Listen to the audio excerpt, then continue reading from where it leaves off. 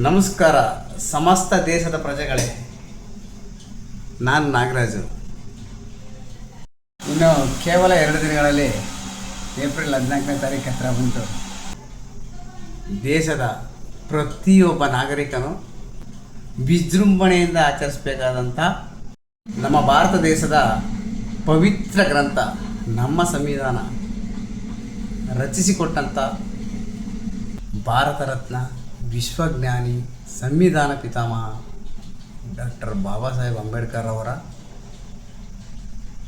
ಜನ್ಮ ದಿನೋತ್ಸವವನ್ನು ಸ್ವಇಚ್ಛೆಯಿಂದ ಭಾರತದ ಪ್ರತಿಯೊಬ್ಬ ನಾಗರಿಕನು ಬಾಬಾ ಸಾಹೇಬರ ಜನ್ಮ ದಿನೋತ್ಸವವನ್ನು ಆಚರಿಸುವುದು ನಮ್ಮೆಲ್ಲರ ಕರ್ತವ್ಯ.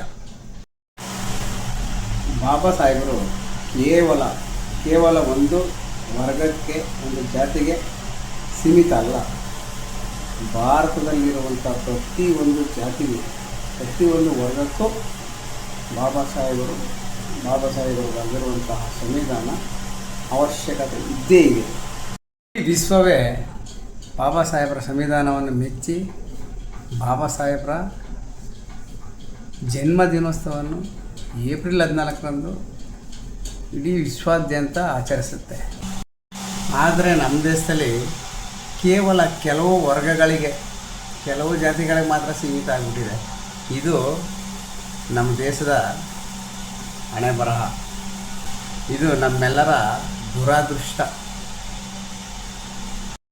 ಎಷ್ಟೋ ದೇಶಗಳು ಇಂಥ ಮಹಾತ್ಮ ನಮ್ಮ ದೇಶದಲ್ಲಿ ಹುಟ್ಟಿಲ್ವಲ್ಲ ಅಂತ ಸಫರ್ ಪಟ್ಟರೆ, ಆ ಭಾರತ ಸಂವಿಧಾನ ಪಿತಾಮಹ ನಮ್ಮ ದೇಶದಲ್ಲಿ ಹುಟ್ಟಿರೋದೇ ನಮ್ಮ ದೇಶದ ಹೆಮ್ಮೆ, ನಮ್ಮ ದೇಶಕ್ಕೆ ಅದೃಷ್ಟ. ಬಾಬಾ ಸಾಹೇಬ್ ಅಂಬೇಡ್ಕರ್ ಅಂದರೆ ಕೇವಲ ಒಂದು ವ್ಯಕ್ತಿಯಲ್ಲ, ನಿಮ್ಮೆಲ್ಲರ ದೀನ ದಲಿತರ, ಶೋಷಿತ ವರ್ಗದವರ ಒಂದು ಬೃಹತ್ ಶಕ್ತಿ ಮತ್ತು ಒಂದು ಜ್ಞಾನ ಭಂಡಾರ, ಬೆಳಕು. ನಿಜವಾಗಿ ಅಂಬೇಡ್ಕರ್ನ ನಾವು ತಲುಪಬೇಕು ಅಂದರೆ ಅಂಬೇಡ್ಕರ್ ಬಗ್ಗೆ ಓದಬೇಕು, ಅಂಬೇಡ್ಕರ್ ಅವರು ತೋರಿಸ್ಕೊಟ್ಟ ದಾರಿಯಲ್ಲಿ ನಡಿಬೇಕು. ಆವಾಗಲೇ ನಾವು ಅಂಬೇಡ್ಕರ್ನ ಸೇರೋಕ್ಕೆ ಸಾಧ್ಯ.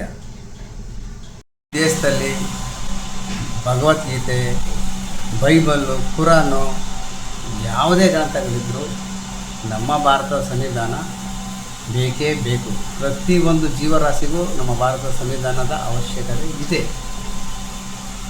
ದಯಮಾಡಿ ಎಲ್ಲ ನನ್ನ ಸಹೋದರರು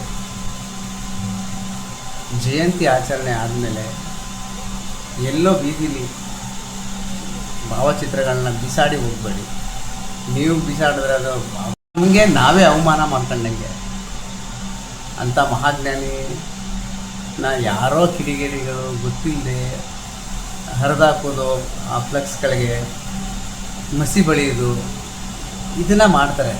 ದಯಮಾಡಿ ಅದನ್ನು ಮಾಡಬೇಡಿ, ಅದಕ್ಕೆ ಅವಕಾಶನೂ ಕೊಡಬೇಡಿ. ಬಾಬಾ ಸಾಹೇಬರ ದಿನಾಚರಣೆ ಆದಮೇಲೆ ಅವರ ಭಾವಚಿತ್ರಗಳನ್ನ ಶುದ್ಧವಾದ ಮನಸ್ಸಿನಿಂದ ಸ್ವಚ್ಛವಾದ ಜಾಗದಲ್ಲಿ ಇಟ್ಟು ಭಕ್ತಿಯಿಂದ ನಮಿಸಿ. ಬಂಧುಗಳೇ, ಸೋದರ ಸೋದರಿಯರೇ, ನಮ್ಮ ಮನೆಯಲ್ಲಿ ಬಾಬಾ ಸಾಹೇಬರ ಭಾವಚಿತ್ರವನ್ನಿಟ್ಟು ಪುಷ್ಪಗುಚ್ಛವನ್ನು ಹಾಕಿ ಜ್ಯೋತಿ ಬೆಳಗುವುದರ ಮುಖಾಂತರ ಬಾಬಾ ಸಾಹೇಬರಿಗೆ ನಮನವನ್ನು ಸಲ್ಲಿಸೋಣ. ಜೈ ಹಿಂದ್, ಜೈ ಸಂವಿಧಾನ.